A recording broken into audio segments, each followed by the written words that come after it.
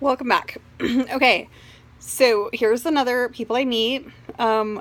We would be friends, but we lost touch. He's a cool dude. We met in law school.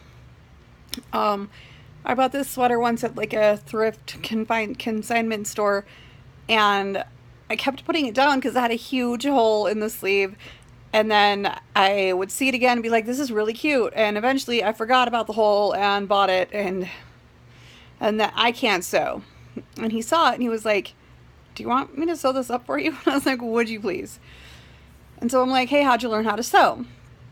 Just because everyone who knows how to sew, I ask that question. Not that I have any desire to learn, by the way. We don't need to teach me. It needs to be done. I have some pants that need to be hemmed so I don't keep rolling over them in my wheelchair and getting stuck. But I'll find someone else to do it. So he was like, I learned fencing in Japan and I had to suture my own wounds.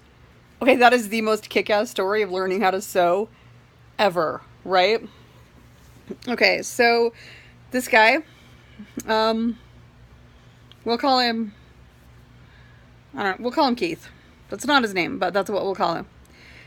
So he had this Japanese girlfriend. He lived in Japan long enough.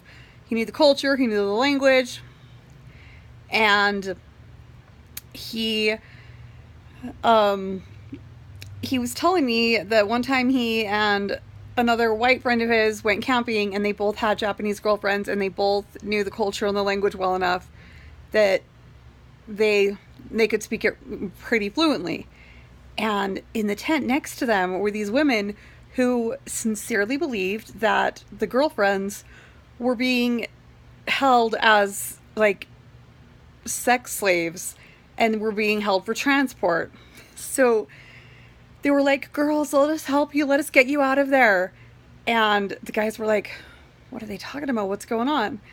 And every time these women would talk to the girls would look to their boyfriends for translation. And these women thought that they were looking to them for like permission to speak. And it was just getting weirder and weirder. And these women were clearly high, says Keith. And it's just weirder and weirder. And finally they realize what's going on. And they're like, "These are not sex slaves. They're our girlfriends. Why do you think we speak Japanese?" "Well, you'd have to learn the language in order to get sex slaves. For sex trafficking." And they're like, "They're not sex. We're not sex traffickers. They're our girlfriends." And yeah, the guys almost started some fights with those women's boyfriends. So, in fact, they probably did. Keith is kind of a violent guy, and now he's a lawyer, so that's gonna be awesome. I miss that dude. So, that is one Keith story, and we're gonna come back for more, because he's a very interesting character. Alright, next time.